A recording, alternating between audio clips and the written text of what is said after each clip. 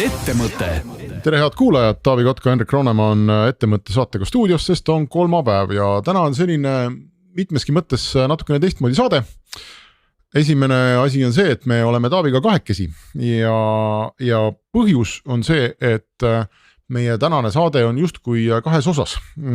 Esimene osa on see, kus mul ja Taavil paluti esineda Eestis ühel haridusjuhtide konverentsil hiljuti ja rääkida neile sellest, et kas selline IT ja inseneeriaõpe võiks olla lülitatud õppekavasse sisse ja millisel kujul ja kes seda teeb ja miks see hea on ja kas seda keegi tahab õppida ja kas see peaks olema kohustuslik ja siduda seda kuidagi tulevikuga. Nii et esimese poole saatest me teeme seda ja me läheme teises saate poolest sujuvalt edasi jutuga, et mida ikkagi meie arvates peaks nüüd kogu selle tehisintellekti revolutsiooni ja võib-olla mõne jaoks ka paanikaga Eesti koolides ja hariduses peale hakkama. Kas seda tuleb emmata või sellest tuleb lahti saada, kas seda tuleb käsitleda ettevaatlikult või julgelt ja mis kasu meil selle kõigist on ja milliseid kodutöid näiteks võiks õpilastele anda ja kas peaks käima sabas inimestel, õpilastel või ka töötajatel, et ega nad midagi ometi AI-ga ei tee.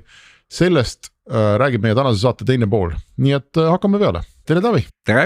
Me peaksime saalitäid koolijuhte ja muid Eesti hariduses olulisi inimesi innustama, lülitama siis inseneeria ja IT-õpet õppekavadesse sisse. Et sealt tuleksid siis, ma saan aru, koolist välja inimesed, kes on valmis kohe istuma arvuti taha ja hakkama tootma post kulda. Ja, õige. Tehke ära. Tehtud. Korras. Ja, valmis. Mis järgmine teema? Ma arvan, et siin koha peal nagu saab küsida, et alati kui hakatakse rääkima haridusest või üldse ühiskonna ees seisvatest probleemidest on ju, et siis ei lähe kaua, kuni keegi minusugune või sinusugune või keegi ühiskonnas tõstab käe ja ütleb, et seda me peaksime ikkagi noortele kindlasti koolikavasse lülitama.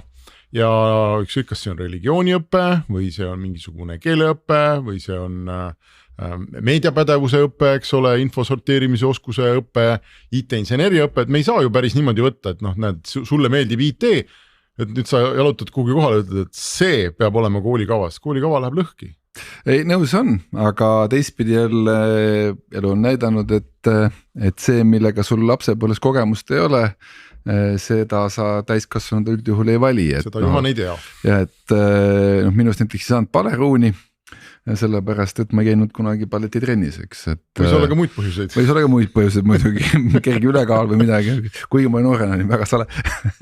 Aga kokkuvõttes me midagi peame ju kuidagi need eluks ette valmistama ja teistpidi me peame ikkagi küsima, et mis Eesti majandust üldse saab.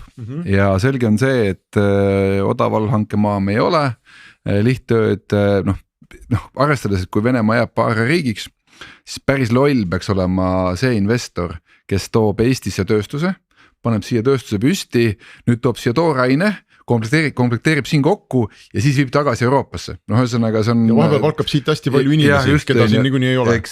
Mis tähendab seda, et ainukene Eesti tulevikuplaan saab olla tark tööjõud. Tark tööjõud, aga millest siis? Eks siis me teame, et näiteks keeleteadustes AI hakkab järjest rohkem rolli mängima ja küsimus on ikkagi põhimõtteliselt taandub sellele, et millised on need virtuaalsed maailmad ja virtuaalsed tooted, mis tulevikku hakkavad mõjutama ja me teame seda, et üha rohkem hakkab mõjutama, sellepärast, et kui me vaatame näiteks inimeste telefonis veedetud keskmist aega, siis iga aasta läheb see järjest suuremaks, et me järjest rohkem oleme erinevates seadmetes, vahet pole millises seadmes, kas see võit on lõpuks Facebook või Meta või on see Apple või on see Huawei või on see hoopis TikTok, ühesõnaga, aga kokkuvõttes on mingi tarkvara. Ja keegi progeb seda. Ja mina usun seda, et me järjest rohkem nendes virtuaalmaailmades hakkama olema ja kõik need virtuaalmaailmad vajavad tooted ja teenuseid.